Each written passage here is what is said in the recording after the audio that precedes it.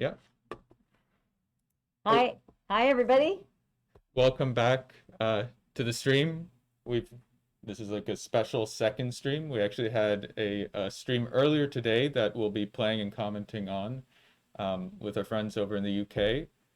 But yeah, we're back again today for round two, and we'll start off with a very special guest. But I think before we get into that, for anyone new, maybe describe what we're doing. What we're doing, yeah. Yeah, so welcome to those who are new to us. This is 3DQ. I'm Steph Sharp. I'm the CEO, and this is my co-founder, Mateo Pekic.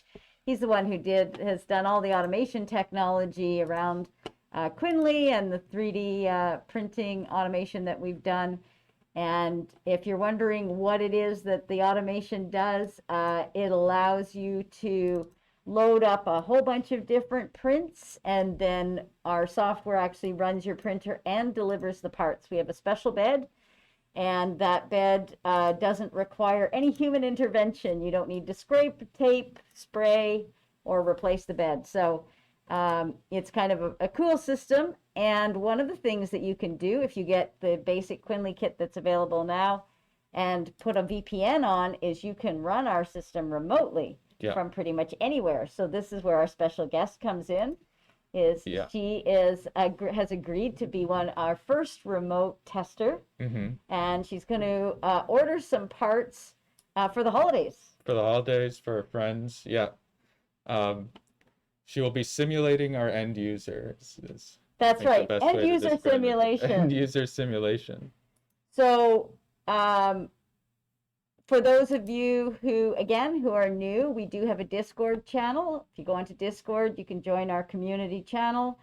And of course, if you're here on Twitch and you join up, you can put comments and questions into the chat. And we love to respond all through the live stream. This is very interactive. It's very casual. This isn't kind of a formal presentation. We're really just trying to answer people's questions and get into some interesting discussions. So I think let's move on to our new tester. What do you think? Okay, let's introduce Danica, or the new tester of the system. Yeah. Okay. So Danica, Danica, can you hear us? You are now on. Say hi to everybody. Maybe give them a wave and say hi. Danica is really interested in 3D printing. In fact, she told me a couple of weeks ago that she really wanted to get a 3D printer for Christmas. And I said to her, well, here at 3DQ, we have 51 3D printers. And she said, isn't 50 enough? And we thought that was a really good question. Yeah, it is. But of course, we're in the middle of COVID. Danica's in a different part of Canada than we are. So we said, well, we can't really get you a 3D printer because we can't really travel places. But what we can do is using our remote technology, she can order 3D prints and we can send her the printed parts. Yeah. And one of the coolest bits about it is she doesn't have to be at the printer to remove any of the parts. So we'll go through the parts that you've picked in a second, Danica, but I think it'll be a really cool showcase to show that someone like Danica, who's a professional, I would say, professional software tester, can remote into her machine and just order dozens and dozens of parts. So Danica, but as we get started, maybe you can just tell people where did you first get interested in 3D printing? A few years ago when I was in Makerspace, I saw this 3D printer and I was super interested of what it could do. And you were quite young at that time. Did they let you use the printer? No, somebody who owned Makerspace printed something for me and I thought the technology was super interesting. Yeah, it is super interesting. And we're really interested in the parts you've picked this week. So we thought maybe we'd have Mateo will talk a little bit about some of the interesting printing issues with the different parts, and Danica can talk about why the parts are interesting to her and to her friends, right? So let's go into going through the parts. What parts have we got this week?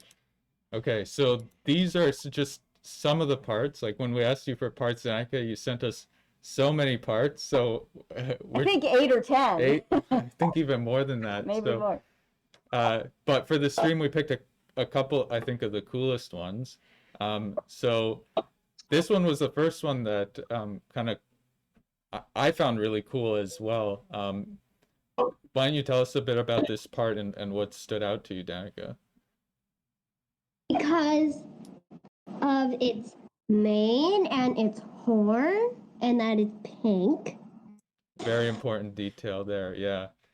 I think the for me the mane is pretty cool. It's one of those there aren't too many of these prints, but it's one of those prints where the hair you print it sticking out, and then what's super cool is you just use a hot blow dryer if it's PLA, and you actually blow dry the mane to give it whatever shape you want. I thought that was like a really neat model. It's like printing your own My Little Pony. Yeah, yeah, Except you don't need a hairbrush. yeah, You exactly. you could use a brush. But yeah, it's a very interesting print, and we're going to be excited to when Danica orders that one, because we're going to be excited to see that come off our system. Mhm. We haven't done one like this before, Danica, so this is a brand new test for us. Yeah, she's already figuring out new edge cases to For test us. out for us. Yeah. Yeah, perfect. Okay, next up, we've got this horse magnet. So Danica, this is a 3D printed horse that's pretty flat, and you put a magnet in it. Maybe tell us why that one caught your eye. Because it's a horse on a classic pose that you could hang up on a fridge. That's true, Yeah. especially if you put a magnet in it. Yeah, that's a pretty classic pose. I would say that's right. And you know, we do a lot of work here where we do mixed materials. So we've done 3D printed parts where we've used recycled chopsticks with our 3D printed parts. We integrate it with sensors and lights and different materials. So that's a very cool one for us too, Danica. We're really excited to print that one. Yeah, Danica clearly has in mind that she wants to test the tolerance of her machine here so that we can make sure the magnets fit perfectly in there. So Yeah. it's a very good choice of model, I would say. Getting holes to be the right size is actually a pretty tricky thing to do. And if we're printing a whole bunch of these for you, it'll be interesting to see how consistent the hole size is over the course of all those prints. Okay, next up, the very, very flat dragon bookmark. So what stood out to you about this print, Danica? Because of its pose. And I love reading. And I love dragons. Yeah, and this is a very cool dragon. I like this dragon. He seems to have a little bit of attitude, don't you think? Oh, yeah. I think that dragon is actually reading. He He could looks- be. he He looks like he's- could put a small book in his hand. Yeah. This is actually also a really good test for the system because it's such a flat part, and it's actually, I don't know if you're aware, but it's a question that we get a lot because of how our system works, where the bed is very sticky and then it doesn't stick at all. With a normal print bed, really flat parts would be really hard to remove without bending them because they'd stay stuck, and then you have to scrape them, and because they're so flat, they would start to bend. But with our system, because the whole surface gets released at the same time, it's actually quite easy to Maybe you remove could them. get a spatula for that. Sorry? I was just joking. Oh, Oh, okay. he said maybe get a spatula for that. Yeah, that's Yep. actually what people do with normal print beds. They use like a Paint scraper. paint scraper to scrape the parts off because they're too sticky. But with our system, you don't need to do that. Even with very, very thin parts, when it gets cold, it does not. There's no sticking You have force. to sit as a pancake or something. Yeah, imagine if you could cook your pancake and then just have it slide out of the pan at the end. Yeah, it's like a non-stick pan, It's like a non-stick pan, but it's not. but it does stick when you want it to. I do get people asking me that. Do you have a Teflon coated print bed? No. No, we don't. No. Okay. And this one is a really This is quite a interesting cool print, model, yeah. Danica. Do you want to tell us a little bit about this one?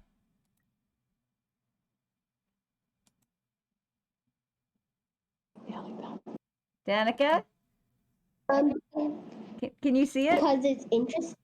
Yeah, what's interesting Because about it's interesting. what's Because it's interesting, and usually you use wood for it, but now you use 3D printing. and what did you find Really most good for- interesting about this? Because I love its color. Yeah. And you were telling me earlier there's something interesting about the wings.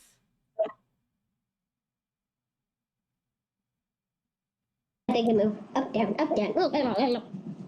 Yeah, Exactly. it's got the floppy articulated wings. So the interesting thing we were telling Danica earlier too is that this is printed as a single print, Yeah. and then when you lift it up off, off the bed, the articulated parts will splay out. Which is another cool thing with 3D printing. So last but not least, you have this very, very detailed baby dragon that you've picked out. What's your favorite thing about this one? Because it's really three-dimensional and realistic. Yeah, we think so too. We are actually talking, well, actually the second part of this live stream is with a couple of guys who do some incredibly detailed models, and after your interview you can stick around and watch, and they would print this. First of all, they'd probably print it giant, and then they would also paint it to look realistic, and it's going to be interesting to see, or to go through and talk to them about yeah, like what their process is for miniatures such as this model. So very relevant choice there, Danica. So given that you're going to be sending these prints remotely to one of our automatic printers this week, what are you planning to do with so many prints? Because you know how we were talking about with the automatic printer, you can, if you want, send 10 or 100 of these. So yeah, what are you Maybe planning not to 100. maybe not 100, but what are you planning to do with all these I prints? do not have that many friends.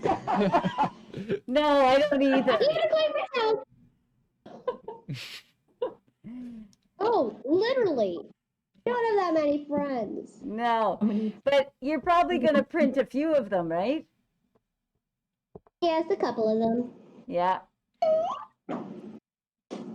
So, yeah, so we're going to we'll get you to do that later on, and we'll get a picture of how you order different parts, and then I think it's gonna go on the live stream, is it? Or how are we I gonna think we're do gonna make a video and then probably play it on the live stream. Yeah. Nice. Just to show, like, yeah, how with Quinley helping you out, how easy it is to use a printer. Yeah. So now you don't have to wait for the owner of the makerspace to set up your prints for you. Yeah. And you don't have to wait for the makerspace to open, and you don't have to go in at certain hours. You can. And you can literally be in a different part of the country. Yeah, absolutely. So now you just order your parts and we'll get them printed. So Danica, thank you so much for being our guest. Yeah. And we'll talk to you soon. Bye. See ya. Bye. Okay, so as I transition over, why don't you tell everyone about our next guest? Yeah, absolutely. So we had a great interview earlier today with James and Mike from the UK. They have a channel, Honey Badger Paint and Print, on Instagram and also YouTube. They do a whole bunch of really cool models, and it's all for their own.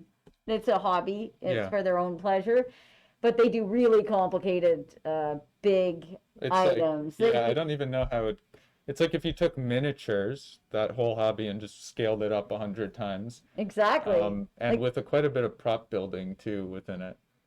yeah, It's super cool. it's very cool stuff. And then they do a lot of painting, Yeah. which was interesting. And so we have, we're increasingly talking to people as we sell more kits, and people say, "Hey, this is what I'm using." If Mhm. we're fascinated by the range of uses, and why do people want automation? We thought, oh, well, business wants automation. That just makes sense. It's productivity, it's efficiency. Mhm. But even for hobbyists, they said, oh, it would save so much time, because really, who wants to spend their hobby time running back and forth to printers? They just want the printed parts, and they want to paint them, and they want to do other things with them, Yeah. right? So it's a great conversation, and what we're going to ask everybody on the live stream, please feel free to chat with us and ask questions throughout. I'm actually going to be heading out. Mateo is going to answer, because most of your questions are going to be technical. Yeah. Yeah, we did cover quite a lot, but I'll be around as we play the interview to answer any sort of live questions, because it was at a kind of strange time for everyone. So Yeah, well, yeah, with the UK time difference. So, and obviously Mateo can pause the stream and answer your questions. So yeah, be sure to just join in on the chat. And I will see everybody next week, when we're going to be revisiting some of our reviewers, and talking about how the Quinley is going with that for them as they do longer term stress testing yeah. on the systems they've set up. And also talk a bit about how to troubleshoot setting up automation, because we've learned a lot in this process about things like setting up Raspberry Pis and the issues with SD cards. And Yeah. it's not our core technology, but we love to help people find workarounds. And Yeah, I mean, just the other day we launched support for BL Touch, and that Exactly. was, yeah, we now have, I think, 8 versions of firmware that we maintain, just because so many people were using BL Touch already. It's something we wanted to support. Exactly. So so next week we'll be doing a deep dive into automation, but this week you'll hear how some people are applying it just for their hobby and just make their life better. Yeah. So I'm going to be interested to see what questions you get tonight. Yeah, Mateo, it'll be I'll be interesting watching to from see. the other room. Okay. Ciao. All right. See ya. All right. Here is the stream from yesterday. I will be watching chat and probably interjecting at a couple points. So if you do have any questions, please feel free. I'm watching chat. I'll be putting poggers and busters in the chat. All right. So let's introduce James and Mike. James and Mike are from, as we said, from the UK, and they have jobs and lives that are unrelated to 3D printing. Yeah. But the reason they're on our channel this week is they have Honey Badger. Am I going to say this in the right order? Paint and print and paint. Print and paint. I always want to do it the other way. Yeah, that's their Instagram handle. They do some really, really incredible detailed, it's basically just models, but it's kind of like they took miniature painting to the extreme, and they have all these, and we'll be going through pictures, but the props and the models they come up with, the detail is really incredible, and then of course the painting on them is really good too, so it just adds an extra dimension to kind of how cool these prints are. Yeah, very cool. And this is all for their own use. But let's go over to James and Mike and say hi to them. And maybe just to start with, as they come on to the stream, I'll have, hey guys. Hello. Great, you can hear. So maybe Mike, give us a quick recap of how you got into 3D printing, and maybe James can give us a quick recap on his side, so people have some sense of how you got into this stuff. So we were already friends, and James managed to get a printer from work to do something for work, Once work had finished it, he brought it home, and we started messing around with it. And then a short time after, like a very short time after I bought one, Yeah. and it just like snowballed from there. Yeah, so our first prints were sort of Thingiverse things and that sort of stuff that we downloaded that you get for free, and they're just sort of like little toys. Sometimes they move, whatever. We didn't really paint anything. Mike used to paint Warhammer when he was younger, so he was the first one to sort of pick up a paintbrush and actually start painting models afterwards. And then that snowballed as well. So he eventually managed to convince me to start painting as well. I was convinced that I was going to be terrible at it, and I was. I was sort of I was objectively bad at it. You could measure how bad I was. It was so all of like eyes. I couldn't do eyes. I couldn't do flesh tones. I didn't really like shading. That was really hard. So it was just really blocky colours and that sort of stuff. And then we carried on painting smaller stuff. And then eventually it just started growing. They just started getting bigger and bigger. So we started doing some larger prints. And I think the first big thing I did was I did this big lion from Mighty Magic. That's still big. It's still big. So it's about sort of 900 mil tall. He's got a big like double-handed battle axe thing, and that was really fun to do. I really enjoyed it. But that was the first big pack job that I'd done where I was trying to blend. It was the first real sort of big print as well. Yeah, the first big print that I did. You'd done a couple. You'd done the droid. Yeah, but they weren't on the same scale as that. That was the first big print. Yeah, probably was actually. Yeah. So that it just sort of snowballed on us. One of these big prints here. Can you walk us through what it means to print something of that size? Like how many prints is that, and how long does that take you? And that looks crazy, like a crazy project. Sure. Which one are you looking at? We're looking at the spaceship. Sorry. The really big spaceship. Yeah, that is big. So that's a model from Ganbody. It prints in about 44 parts, I think. I did not originally realize how big it was until I was about halfway through half of it. So Ganbody, to be fair, they do actually give you, if you go on their site, when you're buying one of their files, there's actually a thing at the top that says like the measurements of how big it will be if you print it at 100% scale. I didn't realize that. We rarely take any notes of that. It's really for everybody else. Yeah. So I scaled it up like 270%, and that ended up being 1.2 by 1.1 meters. Yeah, that was big, and that was a problem. That was the first print where I was like, where I just said, I can't. This doesn't fit where I live, and I had to take that down the shop. I bet you did. How many hours of printing would that be? So that one, if I remember rightly, that's about 2,000 hours. It took quite a long time. It is hollow inside, but that was a very small consolation. So it was about 2,000 hours printing. I think it took about 5 weeks.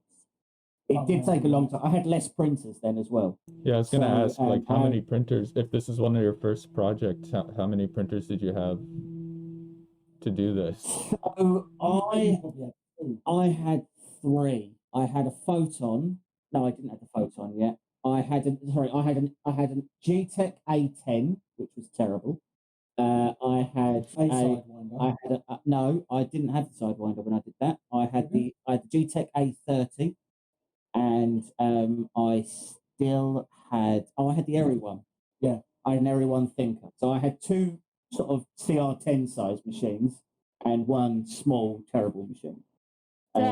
And tell us what is that like in real life? You got 2,000 hours of printing, but you don't just press a button and it prints for 2,000 hours. What is No, that like to actually print something that's that could be so there's 45 parts. You could have 35 build plates of multi-part prints. Yeah. So each part was a print that I did on its own, even though each part would fit on. Like I could have done some as multi-part print, but I didn't because it just wasn't worth it. It was filament. So the two machines that I had didn't have filament sensors, so I was deathly afraid that I'd come down after like 60 hours of printing. I'd come down in the morning, I'd be printing in mid-air, and then I'd have to start the whole thing again. Or count the layers and cut your G-code file down. Yeah, I don't know if you've ever had to do that. I've done it before. I've done it with layer shifts and things like that, or filament jams and things. And I've done it, and it works. You can do it. But the problem is when the rest of the print is smooth, and you've just got that. You're a millimeter out seam. or half a millimeter out, and you can always see it. You can sand, prime, and hide it in the paint and things like that. But yeah, that your eye is always drawn to it. Because you know it's there. Yeah, there's one part in that whole ship. It was the last part I was printing. It's part of the middle section, and the whole thing really badly under extruded. I had a really bad partial clog, and I didn't realise until it finished. It's one of those clogs where it printed the walls half okay, but all of the infill was just trash. Like spaghetti. And I thought I got away with it, so I got zip ties and I glued them to the inside of the print, like bracing structures. Because I was like, I'm not printing this again, so I was desperate to save it. And then I painted it, and it kind of looked fine. You just like if you touched it, you could hear it go like squelch, and it's like, oh, this is bad. Yeah. And then when I fitted the lights shine through like two or three parts of it where the layer separation's that bad, and it's just like you could just see it, and I'm just like, oh, don't look at that part, take that out of the pictures. So, yeah, but that was the first really big one that we did. It's still one of the biggest. Yeah. I mean, the water rigs is close in scale, to be fair. Yeah, they're the same. They're the same sort of like scale. And what was your schedule like to do that? Were you putting prints on sort of morning and night, or how did that work? So I wasn't working from home at the time, so it was a case of put the print on, and then 50 hours later it would probably be finished. But that means you could have left the house at 6 a.m. and the print finishes at 7 a.m. Yeah, and then you just lose a day, and then you're not back till 7 at night, so you've lost an entire day's worth of printing. Yeah. And that was the worst part. That was the worst thing. When you came home and you could see when it had finished, and you was like, that is a lot of time wasted. That's 10 hours that I've lost. That's halfway through the next part. So yeah, it was long. It was a long print. How many real days did it take you to do all the prints, including failures and everything? So I'm pretty sure I was printing that for about 2.5 months. I would have said about 2 months. About 2 months. About 2 months. I think I was printing that. And then how long does it take you to assemble something of this size? Well, that could be. Yeah, so that depends. It could be literally 5 minutes, or it could be hours. Yeah. It all depends on how well something goes together. And how well it's modelled. Yeah, so it really comes down to how well a model's been split and keyed by the modeller. How well you've printed it. And how well you've printed it, because that then means how closely it fits together. So I'll tell you what, I'll show you. So this Mysterio model, you can see, so his boot prints separately from his leg. And there's almost no seam there. I don't need to do any filling. I don't need to do any sanding. It's brilliant. I'm very happy with how that came out. But there's other prints where it's just flat on flat. Yeah, it's flat on flat. But as soon as you add glue, the the glue will force it apart as the glue sets. Right. Because the glue slightly And then expands. you're filling a gap. Yeah, and then you're filling a gap. And that's a problem. Because you can never get your filler perfectly smooth. You can get your filler perfectly smooth, but it's very rare that But then on a model that's textured, you can't texture your filler, so you end up with a smooth line. Yeah. Which is right. Yeah. Glow. So do you guys a lot do? of it really just depends on the skill of the modeler, to be honest. So do you guys do a lot of work on slicing to try and improve that kind of thing, or do you do redesign work, or do you just kind of look for files? I think a lot of it depends on where we get the model from. Yeah. One of our favourites is Gambody. They're orientated the best way to print, already orientated. You rarely have a foul. When you do have a foul, it's usually your fault. Yeah, or the machine. Because we do multi-part prints. So like on a build plate, you could have 15 parts. Well, one of them has failed for whatever reason. It's not because of the way it was orientated, it's because we've jammed so much stuff on there. But then other models you buy, they're not orientated at all. Yeah. So you are then orientating the best to get the best quality print, but also to try and cut down on the amount of support work you're doing. One, because that can deteriorate the print. But two, every support you print is money you just throw out the window. Yeah. Right. It's extra material. Yeah.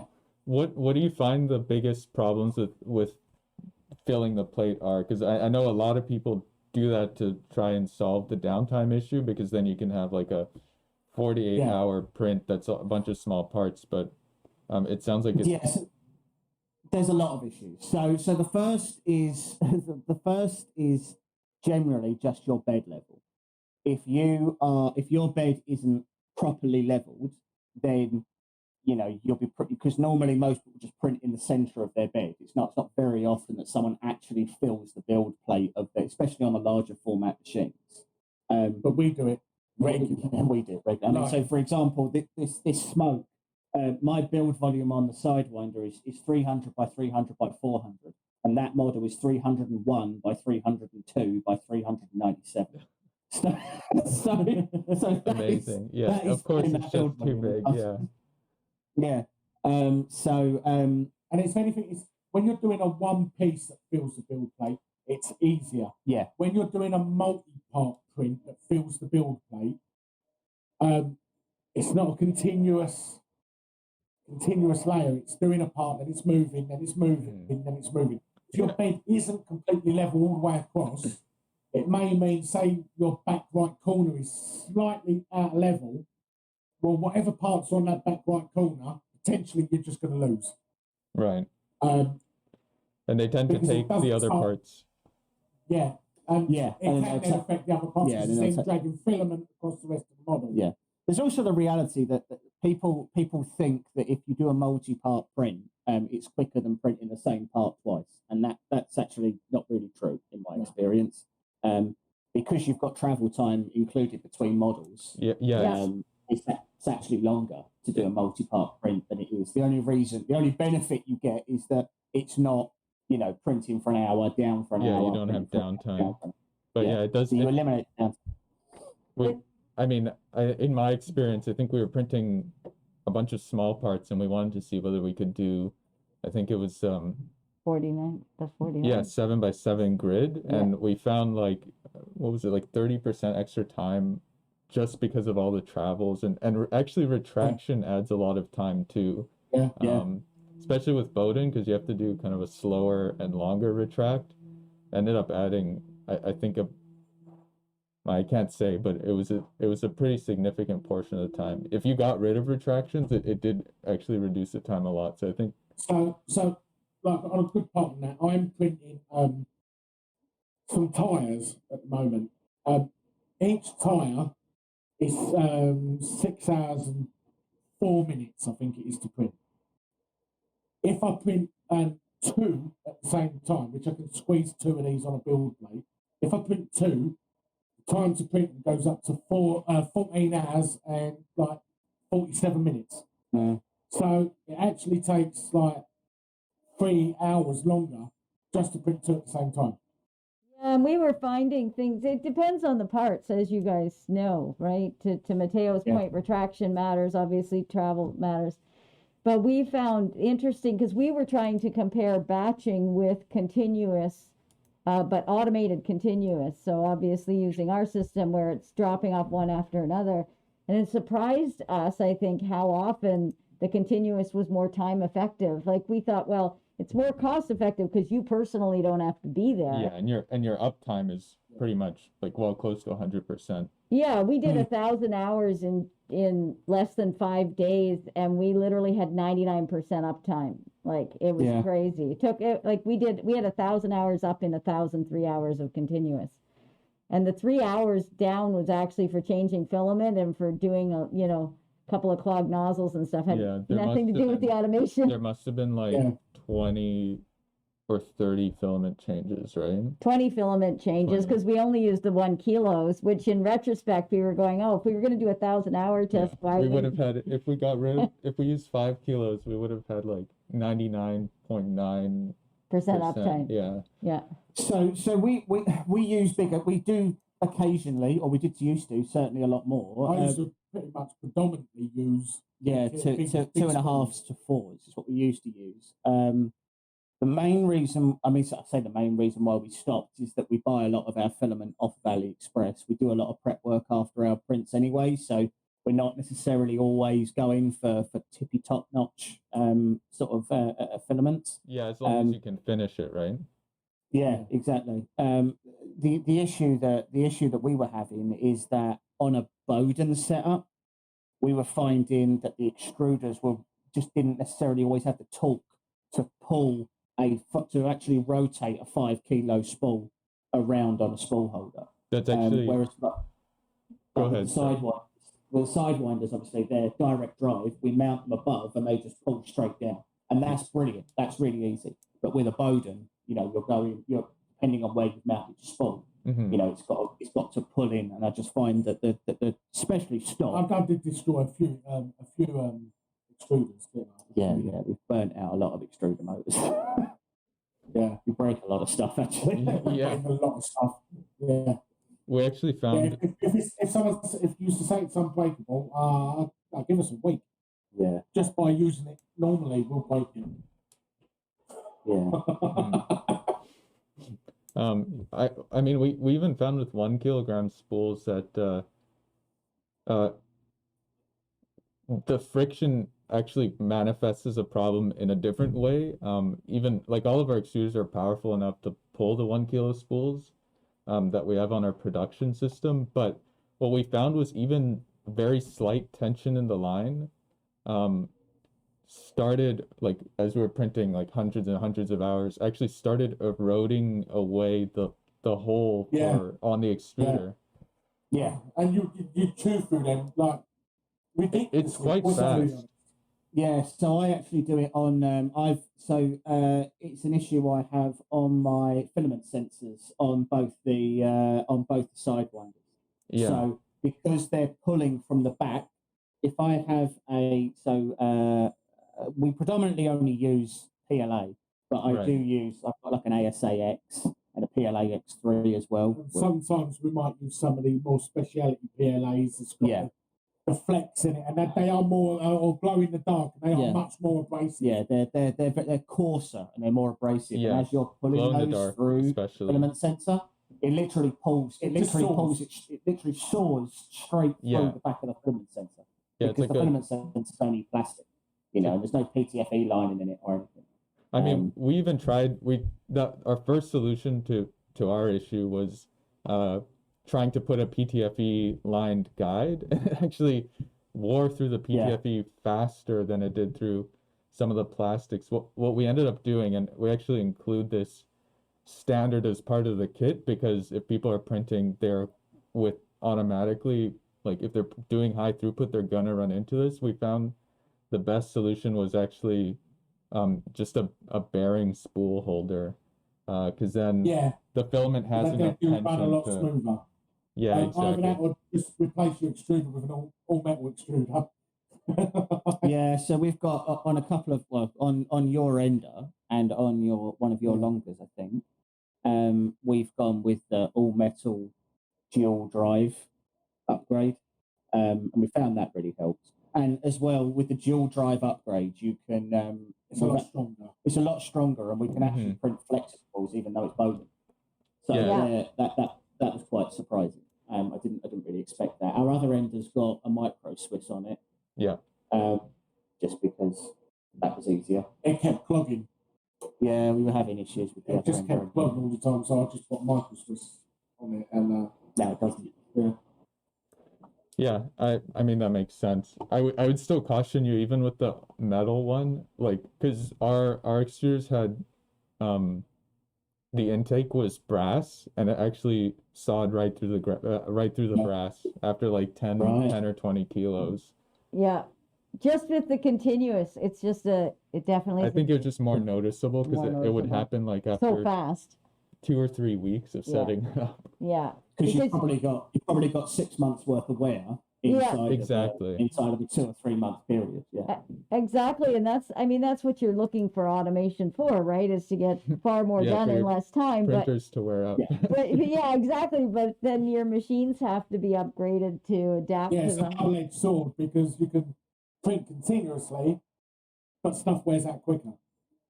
Exactly. So the thing is contextually, it doesn't wear out quicker.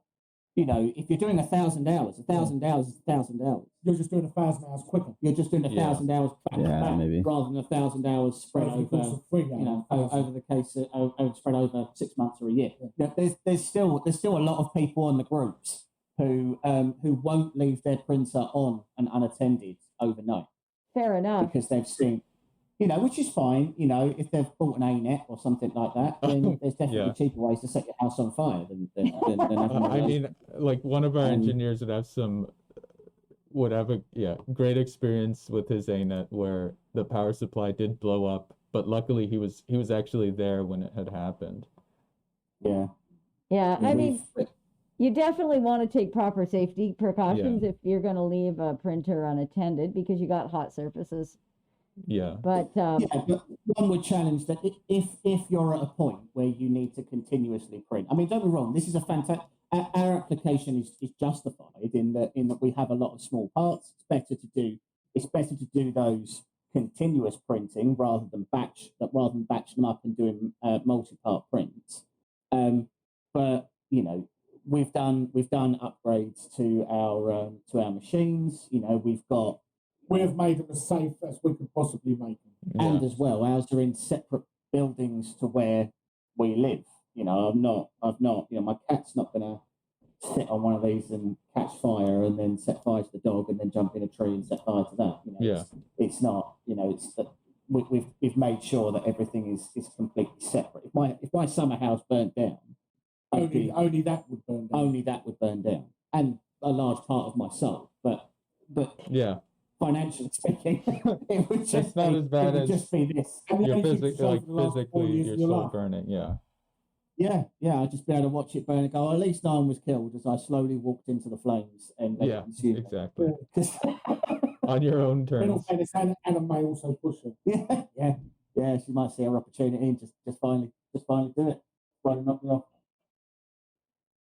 But I think it is a good point that just the safety thing about automation. I mean, if you're not around, you definitely want to. We have as you've probably seen, we have a live webcam going. We have a live stream going on our stuff, so we can watch it and check in anytime.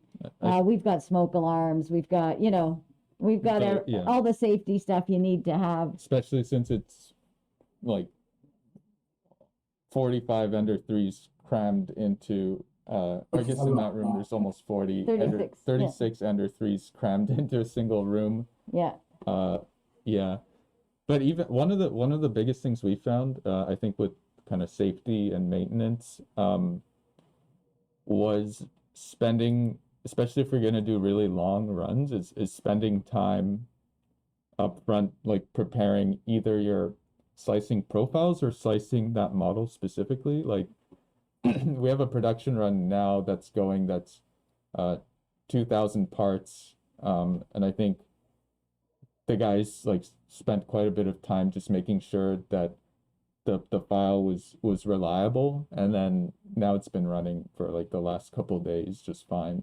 I don't Yeah. think they've really had any Well, problems. we try and get rid of skirts and Yeah, even stuff like Right. that, like a skirt has the risk of getting caught somewhere in the motion system of the printer, and like even something as small as that when you're doing 2,000 or when you're doing hundreds of cycles or even thousands, like you have to consider not only does it save you a lot of post processing, but it actually saves you a lot of like failure. Yeah. And it's just generally waste, you know. I mean, so Yeah, exactly. if we're doing prints that have got a lot of remote supports, then generally speaking, we find that we have to put a raft on so that those supports will continue to print all the way up and not Yeah. fail. And a raft is again, it's just filament that you're It's just a throwing frisbee. away. It's just it's just a very expensive frisbee. An oddly shaped frisbee, and- yeah. An oddly shaped frisbee, yeah. Like when it's a 400 by 400 raft, it is. Yeah, it's a lot of filament. You know, it's 3-4 layers. They're super thick. You know, and yeah, all right. It stops the rest of the print from failing. So in the long run, you are saving. But the filament. also that raft can be 6 hours to print. Yeah, you are saving. But the filament. also that I've had rafts like 6-7 hours. Can be 6 hours. Print 7 Yeah, you hours. are saving the filament. Yeah. It's not even started the model yet. The model's like 120 hours plus. Like, yeah. But you just killed 6 hours of raft. Right. Yeah, it's so getting rid of stuff like that, you know, it will make a difference. Tree supports in Cura. So we both use Simplify 3D, and we're still lying to ourselves that we're at some point going to get tree supports and things like that in Simplify. But if you go over to Cura, then you know you've got things like tree supports, which can actually save a ridiculous amount of filament. Yeah, especially since they're mostly just walls, I think, right? Yeah. Yeah, they're just hollow. I think one of the things you might find interesting with the vapor bed, because of the high adhesion and then the release, is that we hardly ever use rafts for anything. We haven't used rafts on PLA at all. The only time we've been using rafts is when the TPU stuff, because we couldn't get the release to work directly on TPU, so we do a raft and then TPU, and then the raft release is just fine. But the other thing to consider too, and I know you guys would have experienced this, just the amount of post processing it saves to, like if you're doing in your case a multi-part print, like it saves a massive amount of time not to have to deal with the helpers. Yeah. See again, so with these swords that are on this, each one of these has got a raft, and then there's supports on it that also have a raft as well, and it basically means that you end up cutting off, just to save time. I end up cutting off the bottom sort of 3 or 4 millimeters of the key or something like that, right. So I haven't got to process it because it's just way too much effort. You know, it's just more effort than you actually gain in benefit. So I just cut off part of the key. But again, that comes down to how you orientate the part. You know, so the modeler decided for whatever reason that he was going to try it, that he just wanted to give you those as completely flat, as horizontal pieces. Okay. And there was no way they were going to print like that. You'd have had support interface layers all the way down, and it looks terrible and everything else. So you reorientate those. A lot of modelers, they don't think. They don't test print. Yeah, they don't test print, but they also don't think how someone is going to be printing something. They make a cool thing, which is cool, but then they don't think about how on earth you're supposed to actually make that real. You know, it's a cool. The capes are a prime example. No one makes their capes. It's so any of these. It's a thick, heavy piece. I did a Sauron, which is on the Instagram channel, and it took me longer to print the cape than it did to do the entire model. Right. I wish I hadn't done it. I wish I hadn't done the cape. I wish I'd just made a cape out of fabric. There was there's actually a model on Thingiverse that I was so impressed by. They managed to, and this was clearly somebody who had done a ton of 3D printing, but it was a cape print that one of my friends did, like just a figure, and they managed to hide in the cape like the perfect angle so that you actually wouldn't need pretty much any support or very, very little support to get Yeah. like a perfect bottom line. Even though it was all flowy and waving in the air, it was Yeah. ridiculously And it's hard. impressive. It's a very, very organic shape, you know, Yeah. by default. I mean, a case in point is, so I did a Captain America, which I pointed at completely off camera, so you can't see anyway. And it's got a flag, and I hated and still hate that flag to this day. So my original plan was, so the flag is at an angle and is draped. So it's got ripples in it and everything else. My original plan was to try and do decals rather than paint it at all. Right. But then it turns out that the guy who modelled it decided that he doesn't like physics or shapes, so he just made it however he wanted it to look. So it drapes in a way that he likes. If you Right. actually straighten the model out, the cape, the flag isn't rectangular. It's like a rhombus. Oh, what? Okay. So you can't use decals. So you can't use decal on it. So now I have see. to paint like 52 stars. Stars are hard. And then you've got to paint stripes on something that's not flat. That's not flat. I So can it's see just sort of- exactly. It's like when it drapes, it becomes a rectangle, yeah. which is not. I see Yeah. what you mean. That's very funny.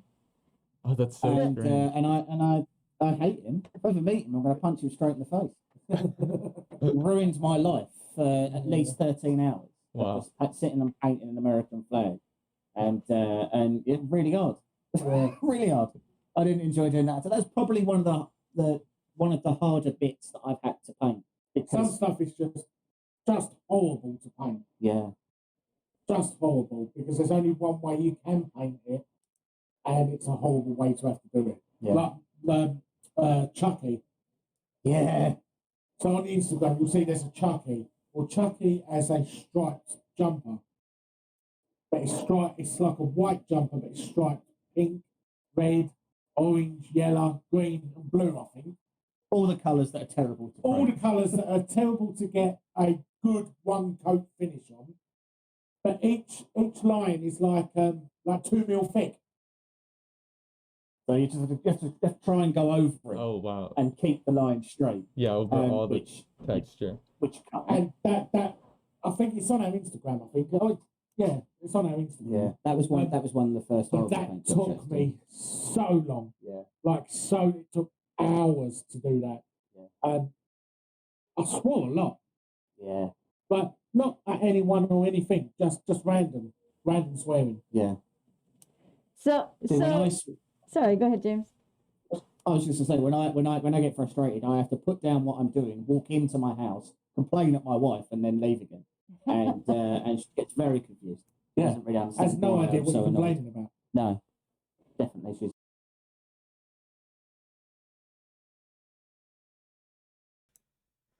Oh, one sec. I'm just gonna switch to the other video. We had to break this one up into two. But so far, like, it's been incredibly impressive to see just the amount of detail they're able to get out of FDM printing. Like, generally you would kind of delegate the realm of those types of figures to things like SLA, and I think SLA is a really good option for it because it's easy to get detail out of SLA, but these guys are printing on like $300 printers and are getting amazing quality. I would suggest you go on their Instagram too and just like check out. They have pictures of the raw prints, and like the raw prints look pretty much almost as good as the painted ones. It's just that they're in a single color. So yeah, that's pretty amazing. Let me just get the video back up here for you guys.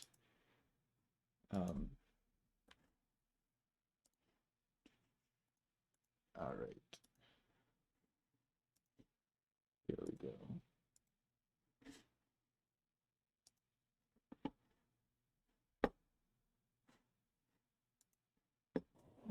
Yeah, so the project that we're actually doing on the Ender 3 that we've got hooked up to the Quinley at the moment is a Mysterio. There's a couple of parts we've had to do on the larger printers just because of the physical size of them. But we've done a lot of the smaller parts and the body and everything. We've done that on the Ender.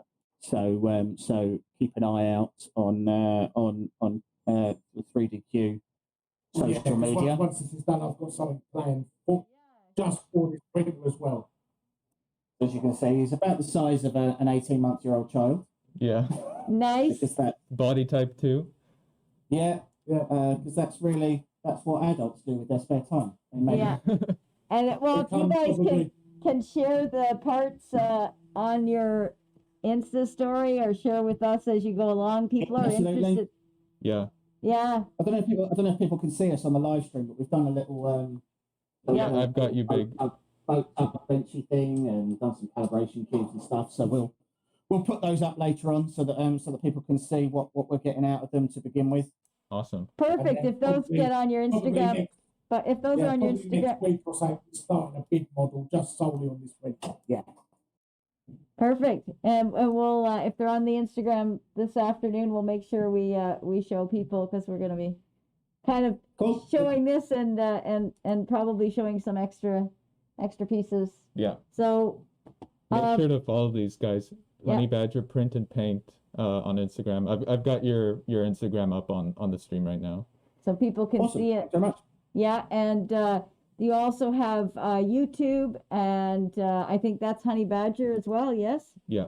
Yeah, it is, yeah. 3D print and paint. Yeah. 3D print and And paint, and He's on our Instagram as well, so you can get to it through there. Yeah. excellent. And then, of course, hopefully you guys will join the Discord community channel too. And if we have questions tonight, we'll make sure we flag you so you know in the morning when you get up, and Yeah. I'll let you know. So thank you. Perfect. Thanks very much, guys. It's great talking Thanks so to you. much for having us. All right. Bye. See ya. Thanks, Bye. Bye.